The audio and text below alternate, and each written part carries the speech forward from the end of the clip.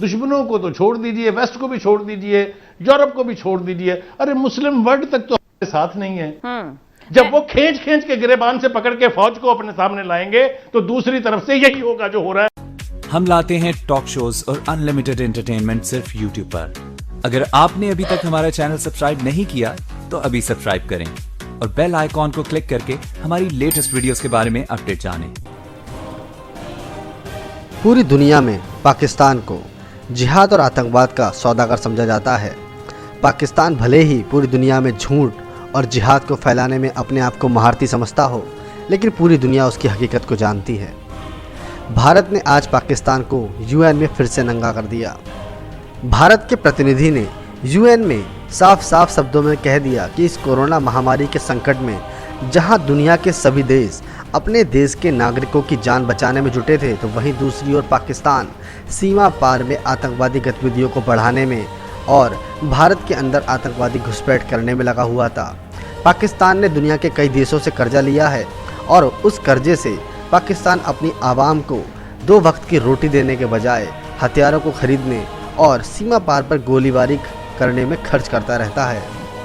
भारतीय प्रतिनिधि ने यह बात भी साफ साफ कह दी कि पाकिस्तान का सारा फोकस और पाकिस्तान का सारा पैसा भारत के अंदर अस्थिरता पैदा करने में और धार्मिक उन्माद के नाम पर आतंकवाद को पनपाने में खर्च किया जाता है।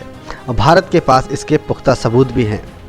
यूएन में अपनी बेइज्जती कराने के बाद पाकिस्तान की सरकार और पाकिस्तानी मीडिया भारत के खिलाफ प्रोपेगेंडा करने में फिर से लग गई।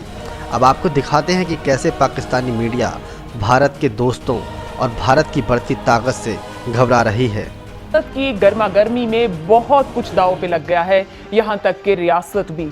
एक लम्हे का तवक्कुफ बहुत जरूरी है कि सब रुकें, सोचें और देखें कि ये लड़ाई हमें कहाँ ले जाएगी, हम क्या पाएंगे और इस पाने के लिए क्या क्या क्या खो सकते हैं।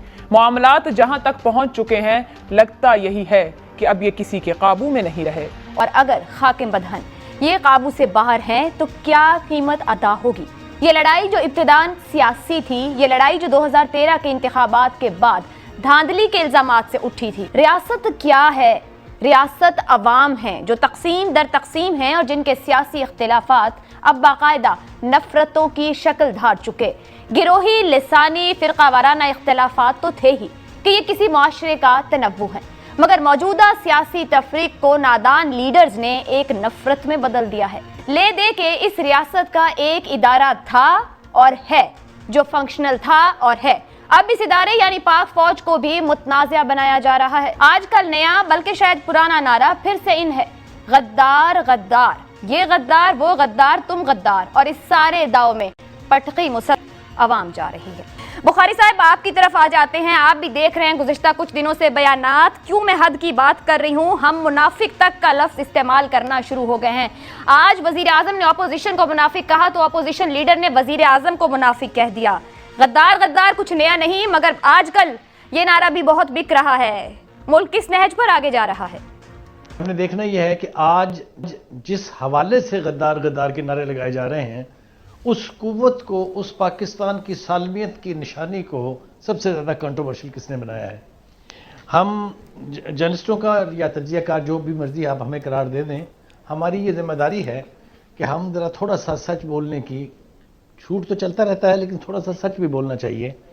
अब आगाज़ कर लेते हैं यहाँ से कि आज मीडिया का जो हाल है, किसी से मुझे पूछ के बताएं कि पाकिस्तान की तारीख में आज तक मीडिया पर इस नौयत के कदगन और इस नौयत की पाबंदी और उसका गला कभी घोंटा है, बशमूल तमाम मिलिट्री डिक्टेटर्स के दौर में, जहां मीडिया, जिसको चौथा स्तून कहते हैं रियासत का, उसकी सांस ना निकल रही हो, वहां रियासत कैसे चलेगी और उसको कैसे चलाया जाएगा, यह एक बहुत अहम सवाल है जिसको मैं किसी और प्रोग्राम के लिए छोड़े देता हूं। वो सारे चोर और डाकू जिन्हें हमें यकीन दिलाया इमरान खान साहब ने कि ये बहुत बड़े चोर हैं, वो सारे के सारे चोर अब उनके साथ हैं, उनकी छतरी के नीचे हैं, वजीर हैं, उनके स्पोक्स पर्सन हैं, उनके मशीर हैं। तो ये बात कहां से बिगड़ी है, वहां से जरा थोड़ा सा इब्तिदा अगर की जाए तो बात को समझाना और समझना आसान है। अब क्या हो रहा है? अब ये हो रहा है कि वो पीटीआई जिसके 155 के करीब नारे थे, हम ये करेंगे, हम ये करेंगे, तफसील की जरूरत नहीं है, लोगों को जबानी हिफ्स हो गए हुए हैं चाहे वो 50 करोड़ नौकरियां थी, चाहे वो 50 लाख घर थे, चाहे वो IMF पर लानत भेज के खुदकुशी करनी थी, तफसील में आते जाए, उन सब के ऊपर एक से ज्यादा यू टर्न खड़े हुए हैं। ऐसे लगता है जैसे वो नारे PTI ने लगाए ही नहीं थे। आप जज करेंगे परफॉर्मेंस PTI की कि जो उन्होंने वादा किया था कि गरीब आदमी की हालत को बदलेंगे, बाकी सब चीजों को छोड़ दीजिए, क्या गरीब आदमी की हालत आज बेहतर है? और अगर नहीं है तो क्यों उसके ऊपर तनकीद न की जाए? वो आसमान से उतरे। ये बिक गई है गवर्नमेंट, अब गवर्नमेंट में कुछ नहीं है। ये बहनचोद सारे मिलके हमको पागल बना रहे हैं, मादर चौथ के बच्चे। ये बहनचोद सारे मिलके हमको पागल बना रहे हैं, मादर चौथ के बच्चे।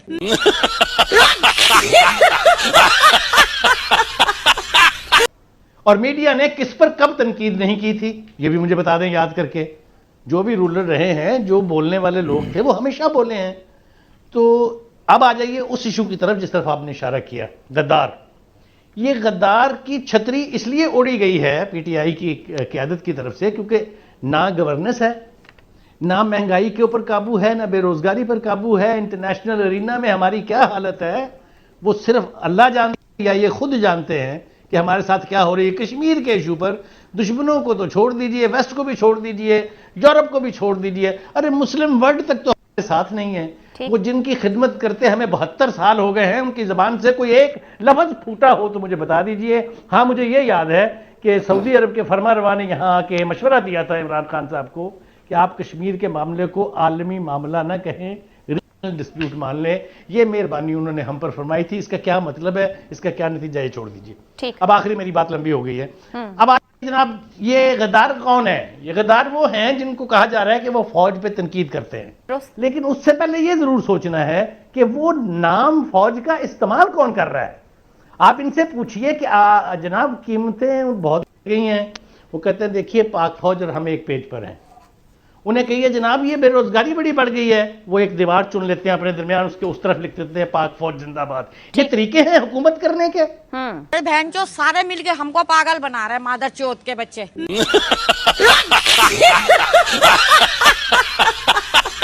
और भारत, इजराइल, अमेरिका के हवाले से जो आप इंडिया, बरतानिया, इजराइल, अमेरिका पाकिस्तान में अदम इस्तेहकाम चाहते हैं, फौज को कमजोर करना चाहते हैं, एटमी प्रोग्राम को खत्म करना चाहते हैं, अनारकी फैलाना चाहते हैं। अच्छा, अब आप कहेंगे कि नवाज शरीफ ने तो एटमी धमाके किए थे और सीपेक का बड़ा पुरजोश हामी था। अल्हम्दुलिल्लाह, नवाज शरीफ में वफा नहीं है। ये अमेरिकियों से मिल जाएगा, इंडिया से मिल गया। वो तो कहते हैं इंडिया से हुकूमत मिली ना। ओहो, अजीत दोवल उसके घर आया बगैर वीजे के, मोदी और अजीत दोवल बगैर वीजे, और बगैर वीजे के जरदारी के दौर में अमेरिकियों का एक पूरा जहाज आया और कुछ ऐसे वीजे जारी हुए दुबई से जिसमें पता लिखा था प्रेसिडेंट हाउस इस्लामाबाद। कई ऐसे अमेरिकी आए, वो जो ब्लैक वाटर वाले थे, इनका कोई भरोसा है? अच्छा, पीपल्स पार्टी ने काफी अपने आप को इम्प्रूव किया है नेशनल सिक्योरिटी इश्यूज पे। अच्छा, ये नहीं करते, बेनजीर बातें बाज़ औक़ात करती थी मुल्क के खिलाफ, जब बाहर होती थी, प्रैक्टिकली वो अमरीकियों का काम किसी नहीं आई थी। ठीक है। अच्छा, ये चाहते हैं अदम इस्तेहकाम, इंडिया और इजराइल तो चाहते हैं मुल्क खत्म हो जाए, इसलिए कि ये है तो उन्हें खतरा, नफरत उनके अंदर बड़ी है। इसराइल तो समझता है कि हमसे कोई लड़ सकता है तो पाकिस्तान लड़ सकता है, और अगर तुर्की भी हो तो देखिए ना, खौफ उनके दिलों में बैठा हुआ है, इन्हें भी खौफ बैठा हुआ है। अभी 700 बरस सब पे हुकूमत की है, 20 करोड़ मुसलमान वहां हैं, दलित हैं। कायदे आज़म तो कहते थे इनको अलग वतन का हक हासिल है, दलित जो है। इसमें मुज़ाकरात होते रहे मुस्लिम लीग के और दलित लीडरों के, शूदर जिन्हें कहते हैं। अच्छा, अब ये जो कुछ PDM कर रही, मैं बिल्कुल नहीं कहता गद्दारी, मैं बेवफाई भी नहीं कहता। इतनी गैर जिम्मेदारी, इख्तिदार की भूख में ऐसे पागल हो गए, इनकी पार्टियां टूट जाएंगी और कोई इन्हें माफ कर दे, हम नहीं करेंगे माफ। नेशनल सिक्योरिटी इश्यूज पे फौज में माफ नहीं करेगी। एस्टैब्लिशमेंट ने 1000 ब्लंडर किए, वो गिनवाएं, इमरान खान पे तनकीद करें।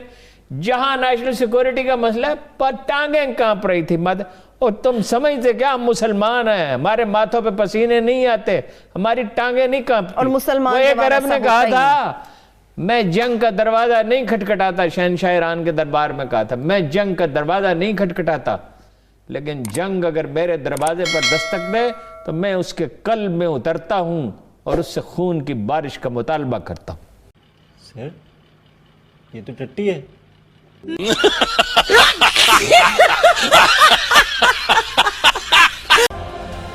देखा आपने, पाकिस्तानी मीडिया और पाकिस्तानी सरकार एक अलग ही दुनिया में जीते हैं। वो सोचते हैं कि जो वो कहते हैं दुनिया वो मानती है, लेकिन ऐसा है नहीं, क्योंकि पूरी दुनिया पाकिस्तान की हकीकत जानती है। तो दोस्तों, ये थी आज की वीडियो। आपकी वीडियो कैसी लगी प्लीज़ इसे लाइक कीजिए, शेयर कीजिए, सब्सक्राइब करना ना भूलिए आपके channel EFC A to Z को। और हाँ, पाकिस्तान के बारे में कमेंट्स करते रहिए। जय हिंद, वंदे मातरम।